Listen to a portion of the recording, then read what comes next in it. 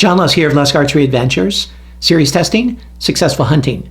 Today I've got another cool hybrid head by NAP that I'm going to be testing, and this is the NAP DK4. Okay, you got all kinds of letters and numbers going on there, but thanks to a buddy of mine, Justin, who sent me a pack of these, I can put them to the test. I've really been wanting to test these because they are really unique, even for a hybrid, but I'm not sure how they're going to perform, so we're just going to have to see. So let's zoom on in here, go through some of the features about it, and then we'll put it to the test using all the tests that I'm doing for 2021.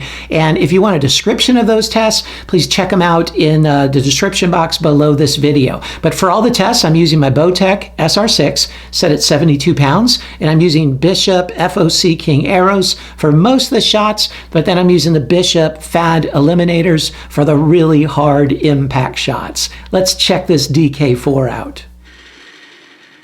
Here's the DK4, and this is a really cool looking hybrid. Now it's opposite of most hybrids. In most hybrids, the mechanical cut is the widest portion and the fixed blade is the narrowest portion. But this is just the opposite. Again, the fixed blade here is 1 3/4 inches of cut. Wow, that's a big fixed blade cut.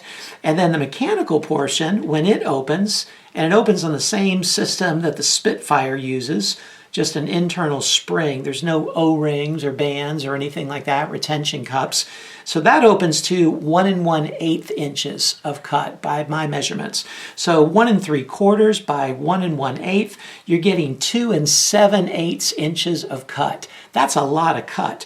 Now the main blades are, by my measurements, are 0.041 inches thick, and the mechanicals are 0.030 inches thick. They're both stainless steel, the tip is steel, and the ferrule is aluminum. Now another unique thing about this head is the fixed blade, right here, the main blade, pivots on a hard impact on one side. Now it doesn't pivot like as easily as, say, a sever. I mean, you got to really push down on that thing to get it to pivot, but the pivoting action is designed to keep it from breaking or veering off course. If it hits a heavy bone, it'll just pivot and then stay on course. But let's see how this DK4 performs.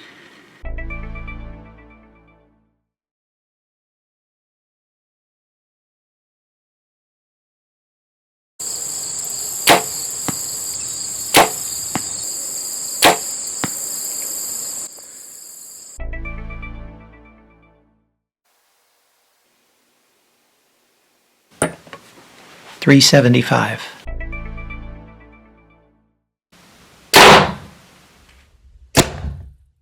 It penetrated 6 inches, and remember that those 1 3/4 inch wide blades are deployed the entire time because they're fixed. And you notice that they did pivot just a little bit upon impact there.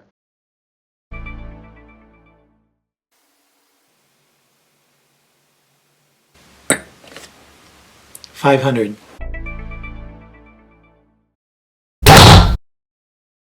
The DK4 penetrated through 39 layers. Now, just as a reminder, that 1 3/4 inch fixed blade was deployed the entire time because it's fixed. So that cut through the vast majority of those layers, as well as the mechanical blade deployed shortly after the entrance. So just when you're comparing the penetration in number of layers to other heads, you got to keep that in mind.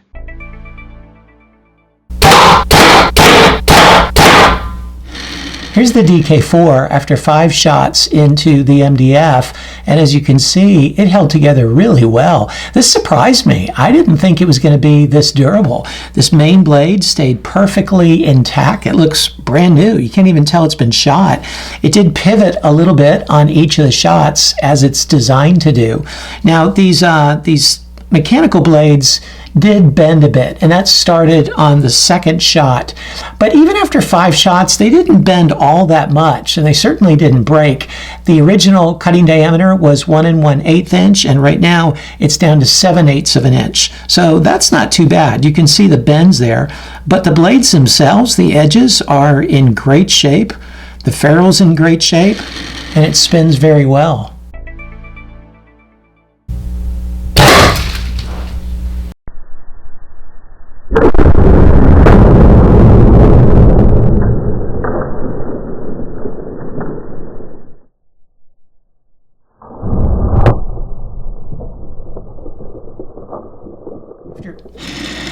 Here's the head after impacting the concrete. And as you can see in the video, it's stuck really deeply into the concrete, deeper than many of the heads that I've tested.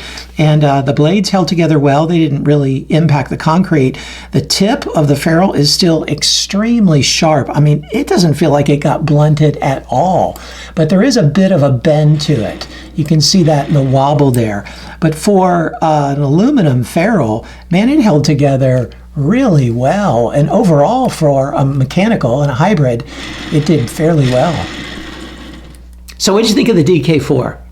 Man, I got to tell you, it exceeded my expectations. I really didn't know what to expect with such a wide fixed blade. I didn't know how it was going to fly, and I didn't know how well it was going to penetrate, how durable it was going to be. But in all those areas, it really did exceed my expectations, and I think it's worth a look. If you're looking for a head that makes a really nice size hole and is a hybrid like this, it's worth a look. But check out the score sheet and see how it performed in the areas that matter to you the most, and see if it might be a good fit for you. But I think great job, NAP.